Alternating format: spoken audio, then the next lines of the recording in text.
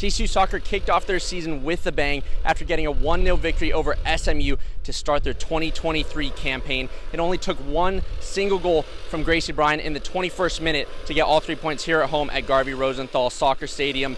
Now, he spoke with Coach Eric Bell following the match, and he had nothing but praise for Gracie Bryan. It's Big 12 Media Day here in Arlington, Texas, and Commissioner Brett Yormark kicked things off with a few announcements for the Big 12 Conference as a whole, starting off with the new deal that the Big 12 has struck with AT&T to keep the Big 12 championship here at AT&T Stadium through the 2030 season. We spoke with Yormark at the media press conference, and this is what he had to say about keeping the Big 12 championship game here in DFW. Heading into today's game, the team emphasized winning the turnover battle, and that's exactly what the Horned Frogs did today, as the offense for the first time this season registered 0 turnovers against the SMU Mustangs. But for the defense, it was a massive game for Josh Newton and Bud Clark, who both got an interception to help the team on the defensive side of the ball. It's definitely an aspect of the game that the Horned Frogs will want to take into next week's matchup against the West Virginia Mountaineers. Reporting here from Amon G. Carter Stadium, I'm Ian Napetian, Killer Frogs Fan Nation. A night of missed opportunities. That's how TCU will remember its 29-26 loss here tonight to the Texas Longhorns here at Amon G. Carter Stadium, whether it was Millard Bradford's interception turned fumble, Josh Hoover's interception at the end of the first half, or even, in general, red zone inefficiencies. TCU left valuable points off the board, and that's ultimately what hurt them in tonight's loss. You asked about the turning point earlier. I mean, look, we're going to go in at halftime down 2 scores if we don't throw that late interception. You know what I'm saying? I mean, that was to me, it was a big play. I gave him a quick touchdown, and all of a sudden, you know, it's a 3-score game. And against a good football team, you can't make those kind of mistakes, and those have been mistakes that we've made this year. Now, while TCU's offense did leave points off the board, it was the TCU defense that was a big role player in tonight's game against the Texas Longhorns. Now, despite giving up 29 points to Texas, the defense held them to only 3 points in the second half, and that's holding Quinn Ewers, Xavier Worthy, and Jonathan Brooks, and a plethora of others to minimal gains. Overall, defensively, you know, I thought we played well enough to win. Yeah, you know, I told the team after the game, we wouldn't have had a chance if it wasn't for our defense. So those guys came out and they played hard. I think they got 3 points in the second half. Is that right? Mm-hmm. So, yeah, I mean, unbelievable performance from them. I feel confidence is always there with us and this team. We just got to find a way to put it together. So going toe-to-toe with Texas, you know, they're a phenomenally good team.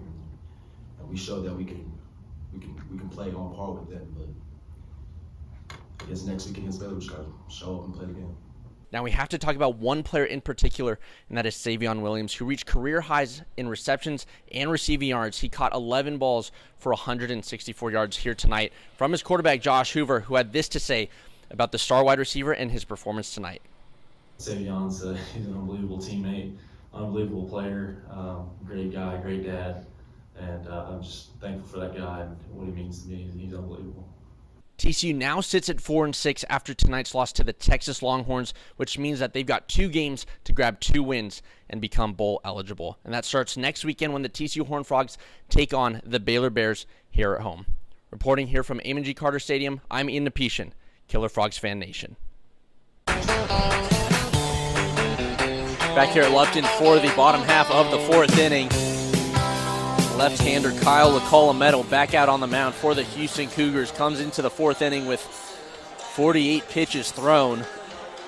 So far he's given up 4 hits and 2 runs. Just 1 strikeout here tonight. 3 strikeouts against TCU batters all series so far. So TCU doing a nice job at the plate, trying to minimize the swing and misses. TCU takes a 2-0 lead after putting up 2 runs in the last inning, courtesy of a RBI single from Chase Brunson and an RBI single from Logan Maxwell. Those are the only 2 runs so far in today's game. But due up here in the 4th inning, it's going to be the 5, 6, and 7 hitters for TCU. Anthony Silva, Luke Boyers, and Camden Sauce, who's doing the DHing tonight. Here comes the first offering to Silva, and that one's roped down the left field line, headed for the corner. That one's going to make its way to the wall as Silva rounds over to second base for a leadoff double here in the 4th inning.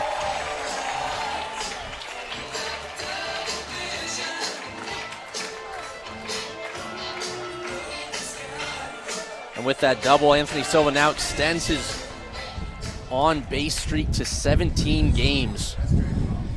Again, just a sophomore, but we've talked about it so much. He's still got such a veteran status on this team, despite just being a sophomore. That was one of those, again, the wind has a little bit of effect on that. There was no chance that Arboleda was going to catch that ball because the wind was pushing it down and away from him.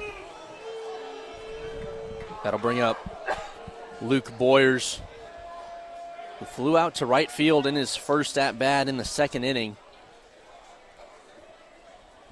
Here comes the offering to Boyers as he squares the bunt, but just gets out of the way for that one. Taken for ball one. Cougars second baseman Harold Cole keeping Anthony Silva close to the bag. Shaded towards second base. A big hole, though, between first and second. Eerily similar to last night. He squares to bunt. That one is misplayed by guess who? Jake Reynes, who had 2 errors last night. Just a real nice laid down bunt there from Luke Boyers. He scurries his way over to first base. It'll be runners on the corners with no outs, but once again, Jake Reynes having trouble fielding the ball. Had to come in on that one down the third base line towards the catcher. Just couldn't make the play. Last night, Silva's on second, and Luke Boyers squares to bunt, didn't make contact. Silva got too far out the bag, and he got backpicked after being run down in a pickle for the out. And on that first one, I'm thinking, this is just like last night. Now, fortunately, the inning could have kind of slowly died from there, but it was Boyers who then doubled and kept the inning going. It was the 4-run fourth. Runners on the corners, nobody out. That'll bring up Camden Sauce as the first offering is grounded back toward the TCU dugout, kind of at the far end of the TCU dugout. They're going to award him a single, by the way. Yeah. Where's the game being played? Fort Worth. Yep, Fort Worth. 0-1 to Camden Sauce. Luke Boyers dancing around at first base. Here comes the 0-1, and that one's fouled off into the screen. Camden Sauce last night making his collegiate debut for TCU. 2 for 4, single, double, a walk. Got a single to right field in his first collegiate at-bat on the first pitch he saw in college baseball.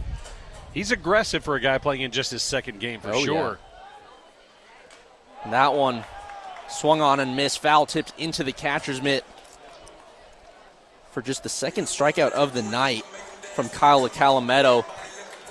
As Camden Sauce has retired, that'll bring up the first baseman Carson Bowen.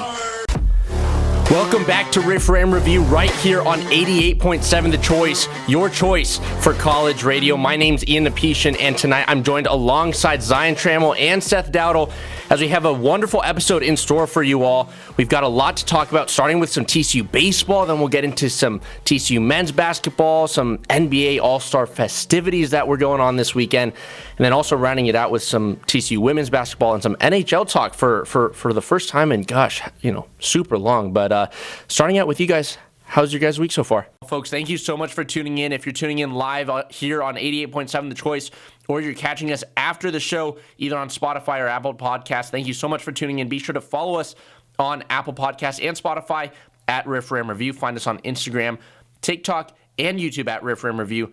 For Zion Trammell and Seth Dowdle, my name's Ian Napetian, and we will see you guys next week. Welcome back to Riff Ram Review right here on 88.7 The Choice, your choice for college radio. My name's Ian Napetian, and today I'm joined alongside Zion Trammell and Seth Dowdle, but we do have an incredibly special guest joining us today here in the studio. He's radio play-by-play voice of the Texas Rangers pre- and post-game show host on 105.3 The Fan, and the founder of the Sandlot Children's Charity. Welcome to the studio, Jared Sandler. Thank you so much for joining us. How are you? Welcome back to Riff Ram Review right here on 88.7 The Choice, your choice for college radio. My name's Ian Napetian, and tonight I'm joined alongside Zion Trammell and Seth Dowdle as we move into our talk about TCU women's basketball. We just finished up talking about the NBA All-Star festivities, and so we're kind of segueing this back into some TCU sports, reeling it back into the court. To to just talk about Horned Frogs women's basketball. TCU got a massive win, 79-72 over the Cincinnati Bearcats. They had a 5-game skid leading up to that contest this weekend on Saturday, and TCU got the win. They are now 16-9 overall this season, 3-9 in the Big 12.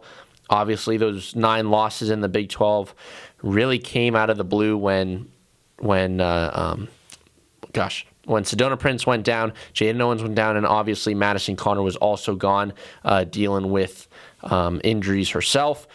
But TCU got a big win again, 79-72 over the Cincinnati Bearcats. Madison Connor was back. She scored 31 points, had 5 rebounds, only 1 assist, but she was also helped along by Sydney Harris, who put up 27 points and had 6 rebounds off the glass. It was basically a 2-man show this weekend with Madison Connor and Sydney Harris combining for 58 of the 79 points. But no matter how you get it done, TCU got the win. They're back in the winning column for the first time in a little too long, but that's just kind of been the nature of this season. We've only seen such a small sample size from a guy like Gabe Davis.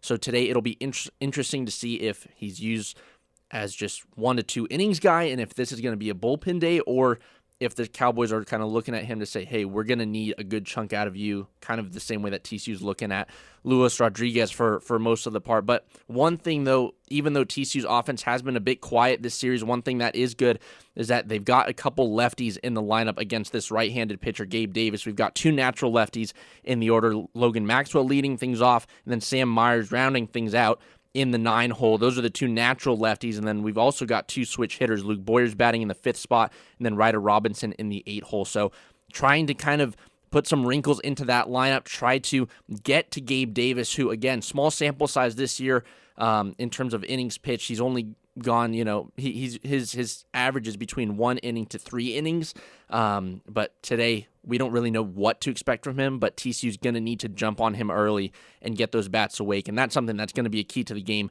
when we talk about that in our next segment after this break. Keep it right here on GoFrogs.com and the Varsity app. You're listening to the TCU Baseball pregame show right here on GoFrogs.com.